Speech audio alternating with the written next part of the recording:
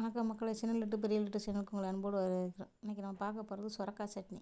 அதுக்கு தேவையானது சுரக்காய் 1/2 கிலோ, 3 தக்காளி, 3 பெரிய வெங்காயம், 10 பல் பூண்டு, 2 இன்ச் கருவேப்பிலை, 1 கைப்பிடி கொத்தமல்லி தழை, நெல்லிக்காய் சைஸ் அளவு புளி, 2 ஸ்பூன் கடலைப்பருப்பு, 2 ஸ்பூன் உளுந்து,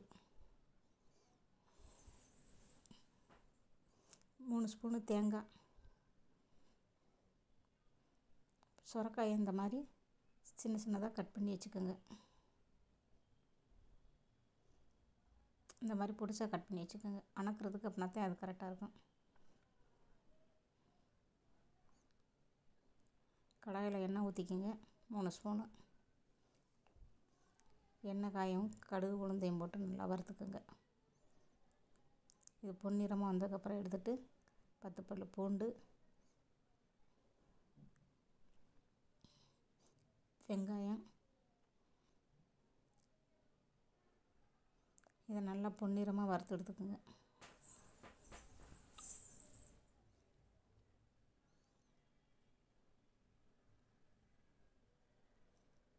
நல்லா வதக்கி எடுத்துகிட்டு வரமிளகாய் 7 வச்சுக்கோங்க. புளி அதை எண்ணெயில் நல்லா வதக்கி எடுத்துக்கோங்க.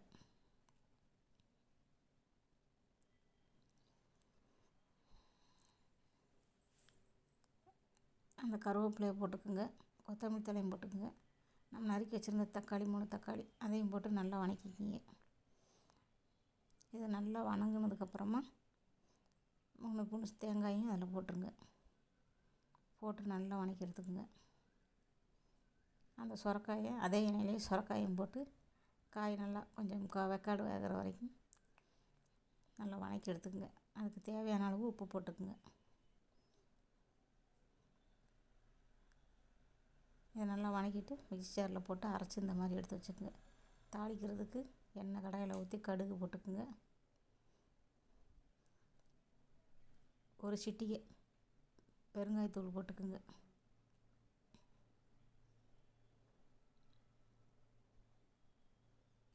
ஒரு சிட்டிகை மட்டும் பெருங்காயத்தூள் போட்டுக்குங்க. போட்டுட்டு நம்ம அரைச்சி வச்சதை இதெல்லாம் ஊற்றி ஒரு பரட்டிட்டு அப்படியே எடுத்து வச்சுருங்க. அது கொதிக்கணும். ஏற்கனவே எல்லாம் வதக்கினதுனால கொதிக்க விட வேண்டாம். இதில் ஊற்றிட்டு அப்படியே ஒரு பரட்டி எடுத்து வச்சுருங்க. இட்லி தோசைக்கு ரொம்ப நல்லாயிருக்கும். செஞ்சு பாருங்கள். பிடிச்சிருந்தால் லைக் பண்ணுங்கள், கமெண்ட் பண்ணுங்கள், ஷேர் பண்ணுங்கள். ஓம் நம சிவாய.